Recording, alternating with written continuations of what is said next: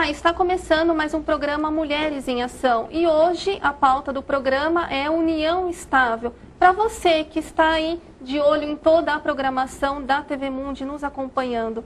E para isso temos um advogado muito especial para falar sobre esse assunto, que é o Dr. Edson Machado. Ele é sócio titular e fundador do escritório Machado Filgueiras Advogados Associados aqui em São Paulo. Olá, doutor. Tudo bem? Tudo bem, Kátia. É um prazer tê-los aqui no programa Mulheres em Ação.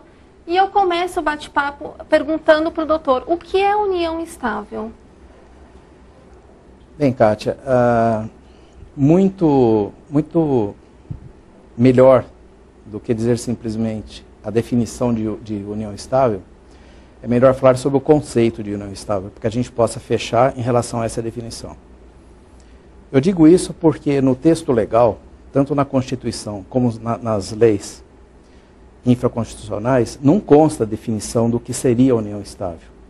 Ela consta no nosso Código Civil a partir do artigo 1723, ela é definida naquele artigo, mas através de algumas normas de comportamento. Então nós podemos dizer assim, que ao longo de toda a vivência matrimonial, através do casamento comum, onde nós temos os cônjuges, nós vamos verificar que existe uma série de comportamentos, de direitos, deveres, obrigações de cônjuges. E nós sabemos também que ao longo do desenvolvimento social, existe primeiro o fato, para depois haver o fato jurídico. Ou seja, a norma legal, normalmente, ela vem depois da ocorrência do fato. Então o que nós vamos ter? Para que haja uma união estável, é necessário que haja um comportamento social adequado.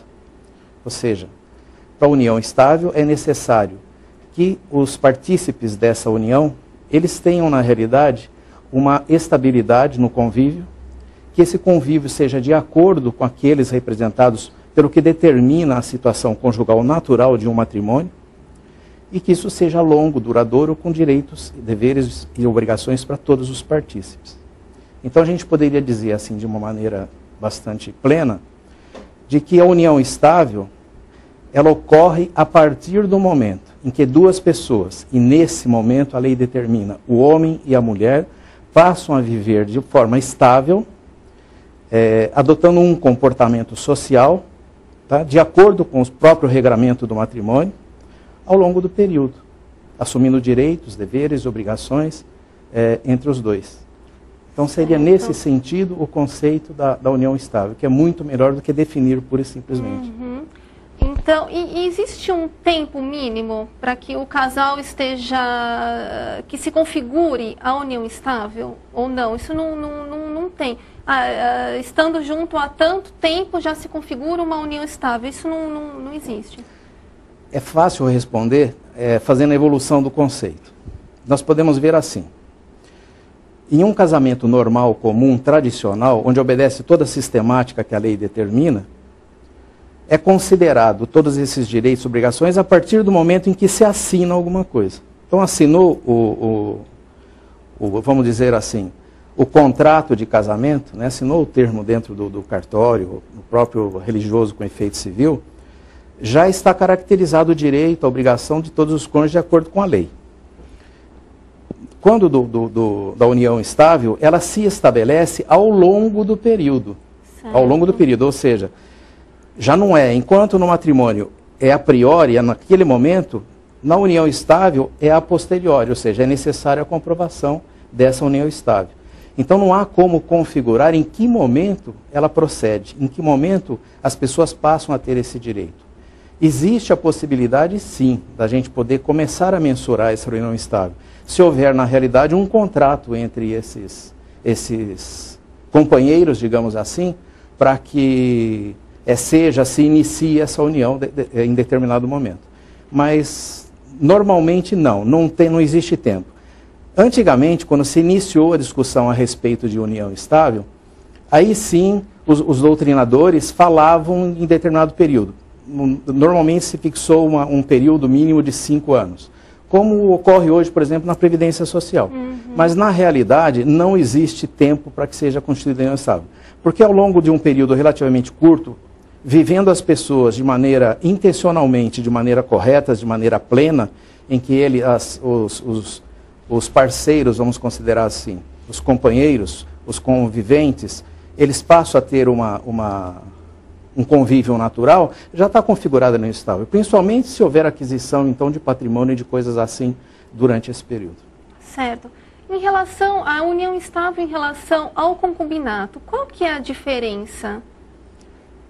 Então, aqui nós vamos arrumar uma certa briga, né? Porque existem vários doutrinadores que consideram o concubinato e a união estável como naturais, como normais. E pouco se atém a alguns fatos importantes para ver a diferença.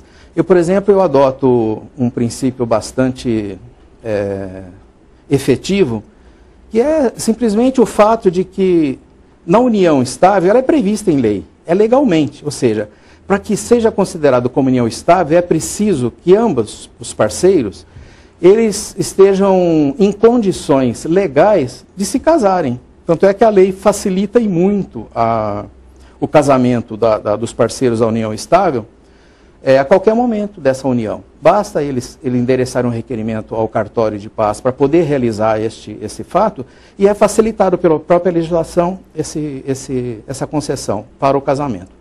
Já no concubinato, não. No concubinato, para que haja o concubinato, uma dessas pessoas está legalmente impossibilitada de se casar. Entendi. Então, a diferença está nesse fato. Esse fato que eu considero bastante importante. Na união estável, se trata de uma simples opção das partes em não ocorrerem a tradicional matrimônio na forma como seus pais, seus avós fizeram. E passam a viver dessa maneira, pura e simplesmente. O concubinato, não. Pelo menos uma das partes está impossibilitada de casar. Então, a diferença por si só já demonstra que pode haver uma certa ilegalidade no concubinato. Aí, então, dessa forma, a concubina ou concubino não tem direitos. Podemos dizer assim ou não? Não. Terminantemente não podemos dizer assim. Porque mesmo que as pessoas vivam de maneira ilegal, e aí tem que estudar, tem que verificar, cada caso é um caso, né? O simples fato de ser concubinato, vamos imaginar, quando eu falo da ilegalidade, vamos imaginar que uma pessoa já seja casada e vive em estado de casado com outra pessoa. Está desfigurado o concubinato? Não, se ele vive regularmente com essa pessoa sequer sabe que ele é casado, há um impedimento aí oculto que a pessoa não sabe, vive, teoricamente ela vive de uma forma regular. Está constituindo uma entidade familiar normal, mas em determinado momento ocorre de um óbito ou coisa assim. Ela vai concorrer sim, a concubina em igualdade de condições nessa realidade, ela pode concorrer também com a verdadeira família dessa pessoa, porque ela não está sabendo da ocorrência disso. Mas é tudo separado. Em relação ao direito civil, existe um direito estipulado, em relação ao direito previdenciário outro, mas na realidade pode acontecer sim, de haver concorrência, assim como pode acontecer desse concubinato gerar total e pleno direito para essas pessoas, para a instituição. É bom, a sua pergunta foi muito importante e inteligente no seguinte sentido. Até antes de 1988, isso é importante que a gente mencione, não existia essa instituição. Né? Nada se falava, tudo era concubinato, tudo era concubinato. Por quê? Porque não existia na realidade, para o direito brasileiro até essa época, essa possibilidade de proteção de um ente que não fosse do casamento. A partir de 88, não, os estudiosos, eles começaram a entender que o que a nossa legislação deveria proteger na realidade é o ente familiar, não são os indivíduos, é o ente familiar. E você verificou que já naquela época anterior a 1988, de Minas Gerais para cima, as pessoas mais se amaziavam, mais viviam em estado de casados do que se casavam, por inúmeros motivos que nem cabe aqui mencionar. Então, o que fez o legislador, os estudiosos, quando montaram a Constituição, foi proteger o ente familiar. Então, poxa vida, com tudo isso, coube na legislação, tranquilamente, na Constituição e na legislação subsidiária, dá valor a isso, dá uma proteção do Estado para esse ente familiar. Então, tanto faz a pessoa que é casada, normalmente, naturalmente, de acordo com as tradições anteriores, e aquele que vem, a partir desse momento, viver em estado de casado, mas tendo condições para o casamento, a proteção que o Estado dá a essas pessoas são as mesmas. Agora, doutor, é indicado fazer um contrato de união estável? Essa pergunta o doutor vai estar respondendo logo após o intervalo.